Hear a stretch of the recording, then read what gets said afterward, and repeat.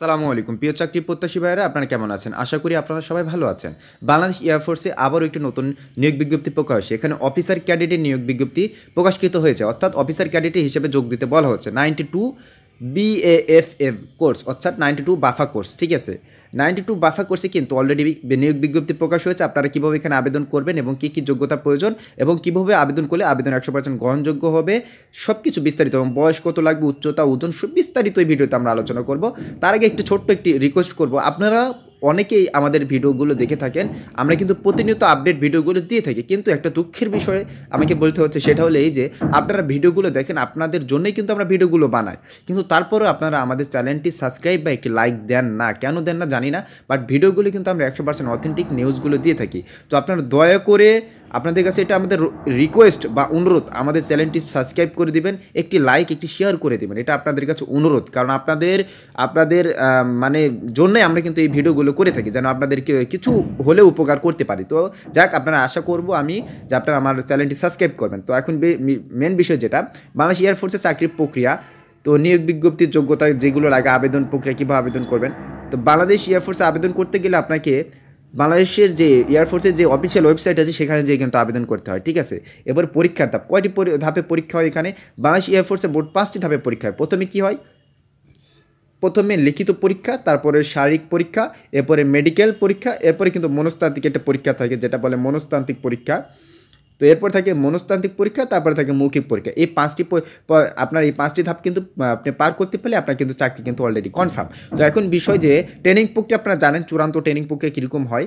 এখন সুযোগ সুবিধা আপনি যেটা পাবেন, যে সুযোগ সুবিধা কী ধরনের সুবিধা? আকর্ষণীয় বেতন ও ভাতা, চিকিৎসা সুবিধা, আবাসন সুবিধা এবং পেনশন ও অন্যান্য সুযোগ সুবিধা তো থাকছেই। অন্যান্য সুযোগ সুবিধা কিন্তু আপনি পাচ্ছেন। ঠিক আছে, তো পরিশেষে যেটা বলা যায় যে বাংলাদেশ এয়ারফোর্সে আপনাকে অফিসার হিসেবে যদি যোগ দিতে হন, তাহলে আপনার কিন্তু এখানে যোগ দিতে হলে ধৈর্য, অধ্যাবসায় খুবই জরুরি। কারণ আপনার এখানে চাকরি পেতে হলে অবশ্যই মাল্টি ট্যালেন্ট হতে হবে। ঠিক আছে, কারণ আপনি একজন অফিসার হবেন। ঠিক আছে, বিমান বাহিনীতে আপনি একটা অফিসার পদে যোগ দিচ্ছেন, সেক্ষেত্রে আপনার একটা মাল্টি ট্যালেন্ট অবশ্যই জরুরি। তো এখন আসুন আমরা এই ক্যাডেট পদের যে অফিসার সার্কুলারটি ছাড়ছে সেটা নিয়ে একটু আলোচনা করি। সার্কুলারটা দেখি একটু।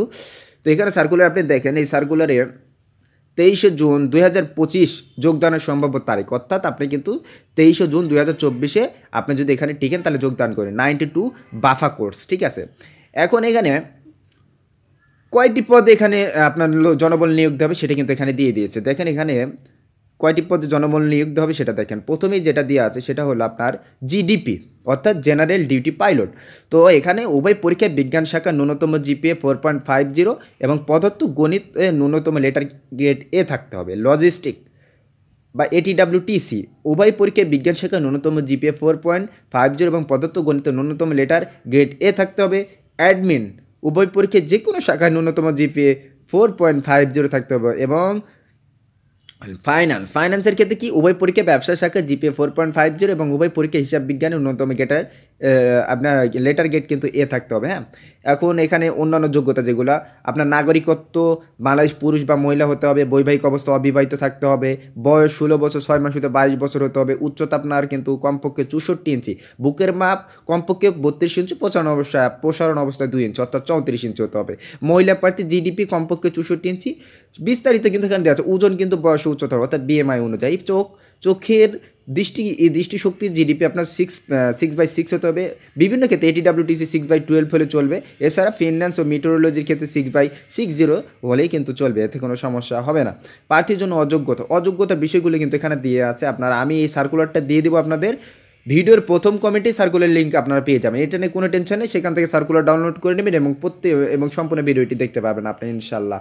ঠিক আছে, এবার প্রশিক্ষণ কমিশন আপনি কীভাবে দেখেন, 10 সপ্তাহ বাংলাদেশ বিমান বাহিনী একাডেমিতে 3 বছর মেয়াদে প্রশিক্ষণ শেষে ফ্লাইং অফিসার হিসেবে অফিসার পদবিতে নিয়মিত কমিশন প্রদান করা হবে। ঠিক আছে, এরপরে গিয়ে আপনার প্রশিক্ষণ শেষে অর্জিত ডিগ্রি ইত্যাদি অনেক কিছু মাসিক সুবিধা এখানে সব কিছু দেওয়া আছে। নির্বাচন পদ্ধতি আপনি কীভাবে নির্বাচনের প্রথমে, তো এখানে কিন্তু 6টি পদ্ধতি আছে, এগুলো আপনার দেখে নেবেন। তো আমি আপনাদের যে বিষয়টি দেখাতে চাচ্ছি সেটা হলো যে এখানে পরীক্ষা মানে আপনার শুরু কবে, পরীক্ষার কেন্দ্র তারিখ শুরু কবে থেকে, দেখেন এখানে বলা আছে যে 4 ডিসেম্বর থেকে কিন্তু শুরু।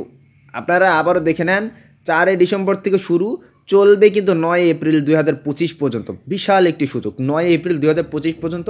আরেকটা বিষয়, অনেকে আমাকে বলে যে ভাই আমরা আজকে এটাতে আবেদন করলাম 9 তারিখে, আমি কি পরের মাসে জানুয়ারিতে ডিসেম্বরের 9 তারিখে আবেদন করলাম, পরের মাসে 27 তারিখে জানুয়ারিতে কি আমি আবেদন করতে পারি? হ্যাঁ ভাই, আপনি আজকে যদি আবেদন করে আপনি না টিকেন, পরের দিনে আবার আবেদন করতে পারবেন, নো প্রবলেম, কোনো সমস্যা নেই। যতবার আপনার সার্কুলার বয়স আছে আপনি ততবার আবেদন করতে পারবেন, এতে কোনো প্রবলেম নাই। এখন বিষয় যে আমি আশা করব আপনারা আবেদন করবেন, এই বিস্তারিত এই সার্কুলারটি দেখবেন এবং আবেদন করবেন। কারণ এটা একটি অফিসার পদে আবেদন, সো আবেদন করার সময় আপনারা সিনসিয়ারও আবেদন করবেন। আশা করি আবেদন 100% গ্যারান্টেড হবে এবং গ্রহণযোগ্য হবে। তো আপনারা ভিডিওটি দেখলেন পুরোটা। এখন আপনাদের যদি যারা এখানে আবেদন করার যোগ্য